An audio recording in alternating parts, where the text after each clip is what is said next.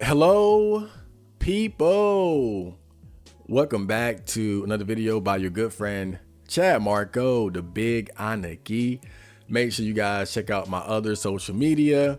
Go and support the Patreon because YouTube ain't paying me. Check out the X, the Instagram, the SoundCloud, etc. You know, my email and everything is in the description in case you want to get in contact with me about anything. Now let's get into the video. So every now and then I get on X, Twitter, well, formerly known as Twitter. And, you know, in my feed, I get quite a bit of like red pill content, you know, stuff pertaining to like the manosphere, different debates between men and women, topics regarding like, you know, the modern day relationship issues, everything from incel, black pill to, you know, the typical man versus woman normie shit, right?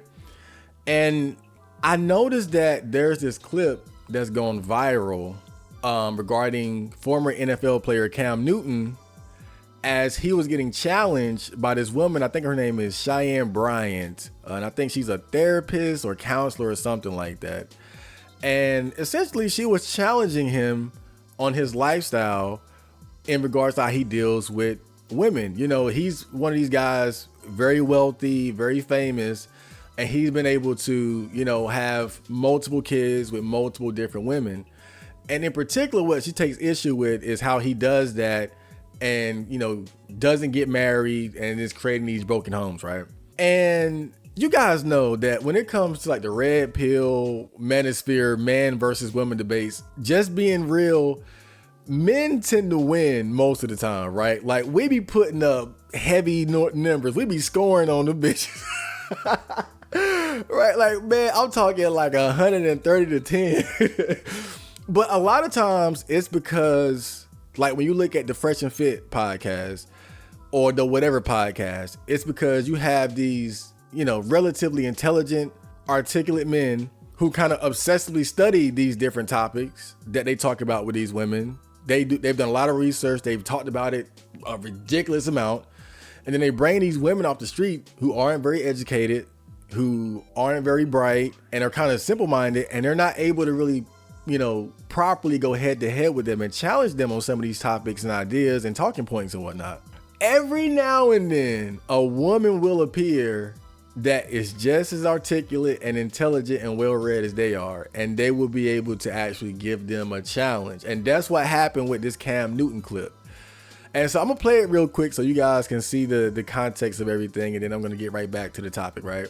A lot of people see my situation and not think that I'm not high function. What situation? Okay, so I'm not married. I have beautiful children. How many? 8. By how many women? 3. And this is the kicker. I want more. By multiple women? What's the intent I of just this want or God by to your bring wife? them. I just want God to bring them. Oh, okay. My desire to get married is lower than my fear of divorce. So, as you had said, Dr. Brian, you said it, I didn't say it, I will agree. I'm just taking my time. You're not taking your time. I am, though. You're being very action-based. You're not taking your time. I'm taking my time. You're being very action-based. You have 8 kids with 3 different women. Yes. You are creating, procreating, and multiplying. That is not taking your time. You're being very selectively active, okay? So you're creating, and disclaimer, the kids are innocent, they are beautiful and amazing. Anything I say has nothing to do with them babies. But you are proactively choosing where you want to be active at and where you want to take your time. You want to take your time in having a wife because of your own fears. But you will, and I say this with all respect and love, what I'm about to say next, okay, Cam? But you will selfishly create broken families, even if you're in their life and you're a proactive father, and I believe you're an amazing daddy. I can only imagine with just your presence and knowing you. But these families are still broken. Every child cannot have Papa in the house with them. So some child, if not all, will end up with some kind of deficit without daddy being there. Now, you chose to do that. I'm not saying you sat there and woke up one morning and said, I want to be selfish today, so I'm going to go make a baby. Not saying that at all. But those are selfish acts at the expense of your fear. And yeah, that is a low functioning behavior. To say that I'm gonna build these houses and put kids and these beautiful women and kids in them, but I ain't gonna create a home in them. I'm gonna wait till I dissipate my fear to find a wife where I'm still gonna be fearful with, because there's no such thing as not having some type of nerve or some type of feeling behind marrying somebody. And then I'm gonna build a home with her while all these other beautiful babies have houses. That's completely unfair and that's selfish. And so, yes, you're taking your time in this department, but you're not taking your time in this department, which means you're compartmentalizing. And compartmentalizing never works. Compartmentalizing hurts everybody involved. Everybody who's in this box and that box and this box and that box and this box. And then here you go over here trying to figure out what box you're gonna feed or entertain or do. Then you're looking outside to figure out who's your next victim to put in the box. It's unhealthy. And so, like I said, this clip has gone viral because, quite frankly, that woman, she cooked his ass. Let's be real. You know, take the L. I remember when Myron, you know, he got cooked by Brittany Renner on DJ Academic's podcast a while ago. And then all the guys in the manosphere were trying to do damage control and shit. And I remember Coach Greg Adams was like, take the L. He lost. You're not going to win every battle. Take the L. And this is one of those situations where, you know, men got to take the L. She got in his ass about that shit. And she also was on Nick Cannon's podcast and did something very similar. Again, challenging these high value, wealthy men like Cam Newton, Nick Cannon, and you could throw Elon Musk in there. She's never talked to him, but he's another example of, again, wealthy, successful men who have been able to procreate with various different women while not getting married and also creating broken homes in the process, right? And so her main point, though, and which I think is a good point, because we all know in the Black community, one of the biggest issues we have is broken homes. You know, men and or boys and girls raised without fathers or without a mother, typically without a father. And that's one of the biggest issues that we have. And she was challenging Cam on that. And then on top of that, you know, challenging his fear of getting married.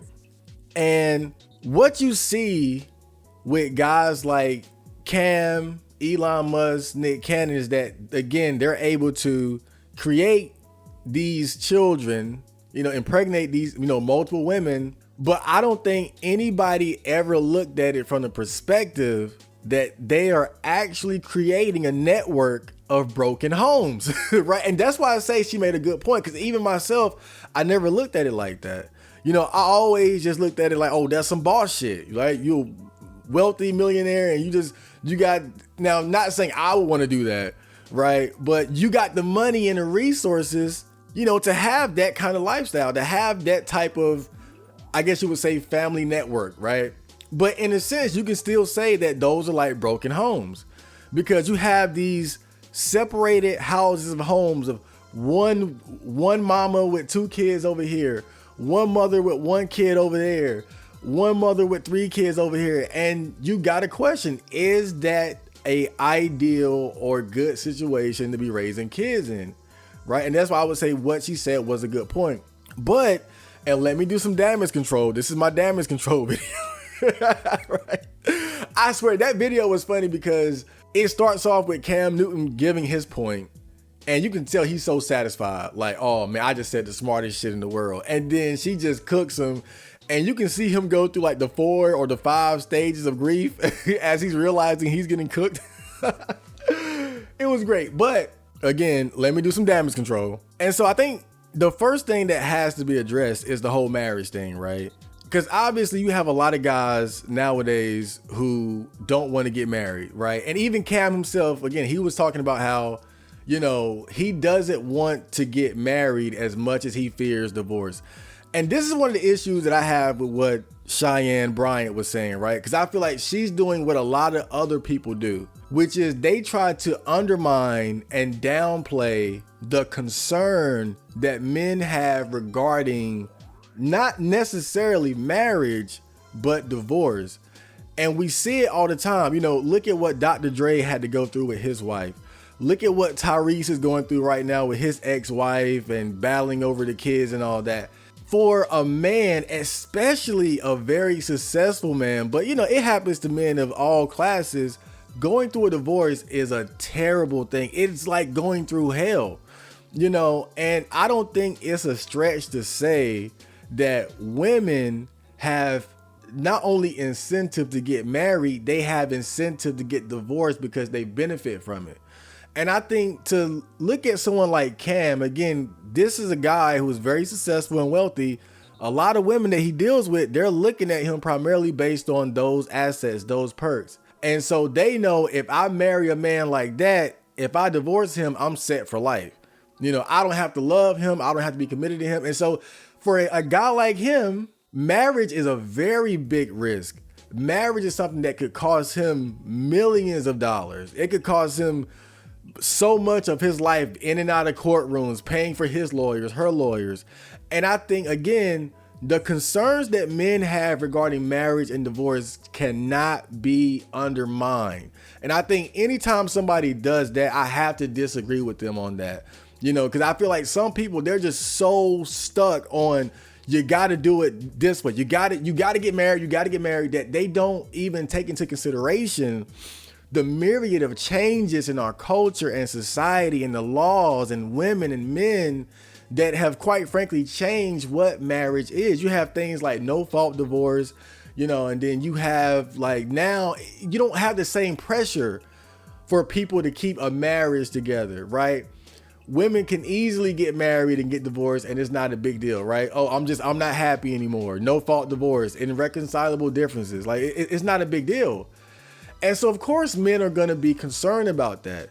And I think with guys like Cam Newton, the reason why they don't want to get married, but they're still willing to have children, is because they don't want to stack risk. You know, obviously, even when you have children with somebody, there's risk of like child support, and the children being used as leverage against you. I'm not saying like that's not a small thing, but people kind of make this argument like, if you're willing to get a woman pregnant, why don't you want to marry her? But you got to understand, like, at least as far as having kids, you know, you fulfill your biological imperative. You know, for a lot of people, having children is something that's very important to them, something they want to do that gives them a great sense of fulfillment and happiness, right? So there's a benefit to the potential cost, right? The benefit of I reproduce, I have the children that love me and that I love. The risk and the cost is that they can be leveraged against me and child support. Marriage is different because, and this is my belief, and a lot of other guys, whether they say it or not, is that marriage has no benefit for men. Marriage is only a cost and a risk for men. Even when you see guys trying to defend their decision to get married, one thing I've noticed is that they don't talk about the benefit. They say my wife would never divorce me, or I've been married for X amount of years, in order to imply that, you know, I'm good, right? Despite the fact that people get divorced after 10, 20, 30, 40, whatever, right? I think Judge Mathis just got divorced after 38 years, right? But again, guys, whether it's men or women, they don't defend marriage by saying this is the benefit. They defend it by saying, oh, my wife wouldn't leave me, right? Or why are you afraid of marriage or something? They try to shame you. And the other thing too that has to be addressed, it's so crazy to me how women will try to shame men for not wanting to get married and for being the creators of broken homes. But when you look at the data, when you look at the statistics, it shows that women are the initiators of divorce anywhere from 70 to 80% of the time. And it goes up when you're talking about college educated women, right? And so again, it seems to me like all the blame is sort of put on men for not wanting to get married or creating broken homes, when even when you do get married, it does not guarantee that you're not going to have a broken home situation. A marriage does not mean that you can't break up and that there can't be a divorce.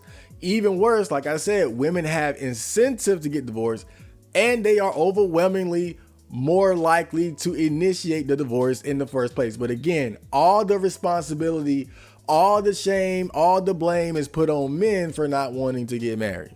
But with that being said, I think that the unique thing about guys like Nick Cannon, Cam Newton, Elon Musk, right? Because I think you can't really put these guys in the same category as like your typical like broken home in the hood type of situation, right? Because I think it's not a stretch to say that there is a world of difference between like Cam Newton's broken network or broken homes versus like some bummy dude off the street from my neighborhood, right? Like when we think about the problems that result from broken homes in the black community, 9 times out of 10, we're not talking about millionaire men who happen to have multiple babies with multiple women, but are still making an effort to be in their lives and whatnot. Again, I'm assuming that Nick Cannon, Elon, that these guys actually make an effort to not just, provide them with the things that money can provide, but to also spend time with them and whatnot.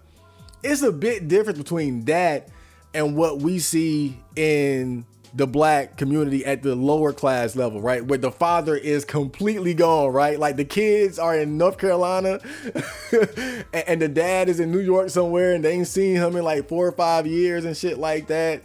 Like I know when I was growing up, I saw my dad probably like a week out of the entire year for the entirety of my childhood, right? Like that type of shit. That and the only type of provision we got was like, a few $100 of child support or something like that. Compare that to, again, a wealthy millionaire guy who, again, let's assume he's actually trying to be in their lives. He's spending time with them. He's getting them involved in sports programs. He's helping them pursue their dreams. He's providing them with the best foods, the best schools, the nannies, the house, right? It's kind of a big difference. And again, I think that she made a good point as far as how these guys intentionally creating a network or broken homes could have a negative effect on the kids, right? But how much of a negative effect is it going to be really? Like, is this a workable strategy based on the amount of resources that they have? Like, will that compensate for the messiness of the situation that the kids are in? Again, I don't know, but I have to say it's still a great point that she put forth because I never looked at it like that. It's definitely something to think about. But I'm just saying, I think the reason why people tend to not look at it like that is because we assume that the resources will compensate for the lack of everybody being under the same roof. And I think it also has to be said that even if you do get married and you have the mother, the father, the kids, that still doesn't necessarily prevent potential neglect, right? Because you have situations where the father is a workaholic, or maybe he just doesn't put in the right time. Like, in fact, I know somebody in my family where you have the husband, you have the wife, and most of the kids live under the same roof. And I'm not trying to put nobody's business out like that, but I know for a fact that it's still a dysfunctional household. You have the husband, you have the wife, you have the kids, but then you also have teenage pregnancy. You also have, kids being held back from the grade they're supposed to be in. You have gang banging, right? And this is, again, all under the same roof. And so that has to be addressed too. The fact that it is not always a matter of just everybody being in the same home. It still requires proper parenting and the work being put in to actually raise the child to be a functioning, healthy, happy adult, right? But in general, right, let's not be too picky here. In general, I think we can all agree that is the traditional model is best for the raising of kids. But again, we cannot have this discussion without addressing the changes in our society. And that's what always bothered me about this, is that nobody wants to talk about no-fault divorce, or how much women initiate divorce, or alimony, or going to court, or I got to pay for your lawyers. Like, that's the part they don't want to talk about. And I think, if we're going to have this discussion, we have to talk about rebalancing marriage and divorce.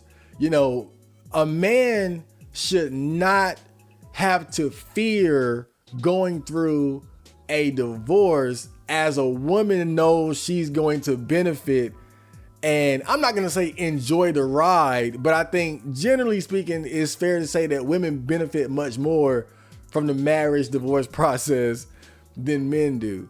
And I think that's really where the discussion has to start. But I think until people are willing to say, look, it's not fair, it's not balanced, men are going to continue to seek alternative strategies, to either, well, as far as dealing with women, right? On my side, I'm more of a MGTOW guy, right? My decision was just don't play the game. Fuck it. Embrace being a virgin, embrace being single. But then you have some guys who will say, well, I just won't get married, but I still want to have kids, so I'll have multiple baby mamas, or I'll have the one girl, but I'm not going to marry her. Like Big Sean, right? People got on his case for having a baby with his girl, but not marrying her. And he expressed concerns about rushing into marriage and things like that. But I feel he's another man that isn't fucking stupid and knows that if he gets married, he's putting himself in a bad position where divorce could fuck his life up, quite frankly. And again, that is a reasonable concern to have. But with all that being said, again, I'ma always give women credit when credit is due. 'Cause it's rare. It's rare that they come to like these manosphere spaces with these high value, intelligent, successful men and are able to challenge them and put them in their place. There's not too many. I know of, this woman, when Brittany Renner got on Myron's case. There's that other girl I be seeing on Twitter. I forgot her name. She's like Middle Eastern or something like that. Farah something, but she's another one. And when I see it, I look, take the L. Right? Look, I'm doing damage control, but it don't matter. Right? When you lose, you lose. I always give credit to women when they cook and when they do their thing. You ain't always gotta have, the viral clip of the guy, talking circles around the dumbass, stupid bitch that he picked up off the corner, right? Just to humiliate her. Sometimes you're going to see an intelligent woman appear and, fucking challenge you and put you in your place, and address your ego and address your narcissism, right? And I think that's the other aspect of these conversations that got put in the spotlight too. Right, you got to see Cam Newton's ego and Nick Cannon's ego on full display, right? Because the woman wasn't even being like unreasonable or mean or nasty, emotional. If anything, it was, well, Cam Newton stayed calm, but Nick Cannon was like all over the place and talking over her and twisting it. Right? It just made guys look bad, bro. But again, man, women, congratulations. You put up a slam dunk followed by a breakaway.